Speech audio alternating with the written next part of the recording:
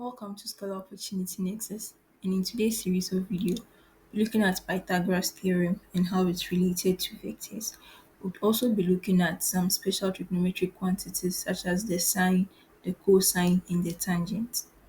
Now, at our basic level of understanding what a vector quantity is, a vector quantity has two dimensions, or these vector quantities are in two dimensions.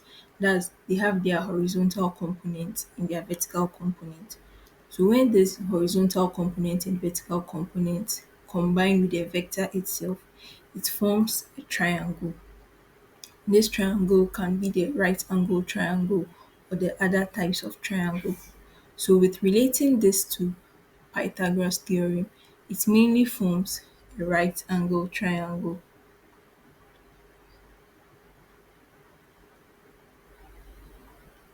just like this. So let's say we have the vector z. This is its horizontal component as x and vertical component as y. So let's explain, or let's just look at what the Pythagoras theorem is. So let's take a Cartesian plane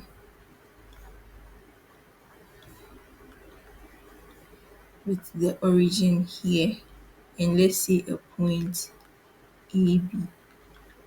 So the A would be on the x plane, that's the horizontal plane, and B would be on the vertical plane, that's the y plane.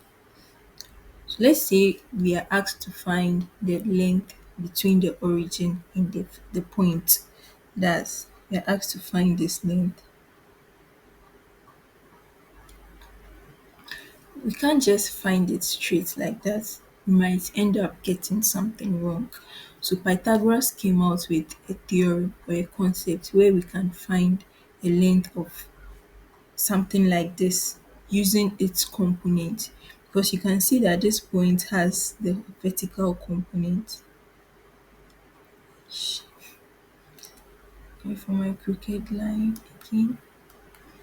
It has the vertical component. That's the vertical component. That's this side. That's the B. So here would be B in the horizontal component. Here is the A. Since it's from the origin, the difference between the origin and the A would be A. And the difference between the origin and B would be B. So let's say this length for from the origin to the point is C. So Pythagoras said the square of that would be equal to the sum of the squares of the components of that point would give the length. So we can see that C would be equal to square root of A squared plus B squared. So the same applies to a vector quantity. And for here we can see that this forms a right angle triangle with the two components perpendicular to each other. So there's 90 degrees between them. So with this, we can also relate it to vectors and using Pythagoras theorem to get the horizontal and vertical components of a vector quantity. So we have an angle. The vector is either inclined at an angle on the x-plane or inclined at an angle on the y-plane.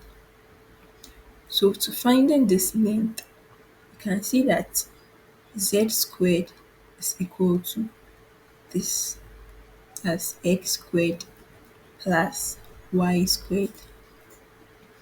So finding z, we have square root of x squared plus y squared to be the length of the vector quantity. So now relating this Pythagoras theorem to the special trigonometric identities, that's the sine, the cosine, and the tangent, you have to take into consideration where the angle is.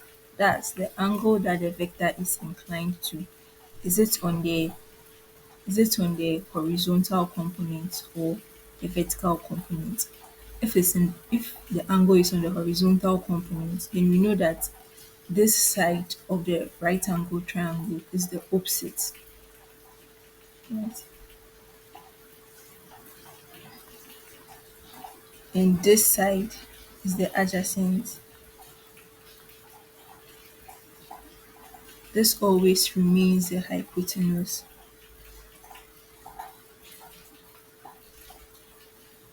Assuming the angle was here, was inclined at, was lying on the y or the vertical component, then this side would have been the opposite and this side would have been the adjacent because it's lying on this.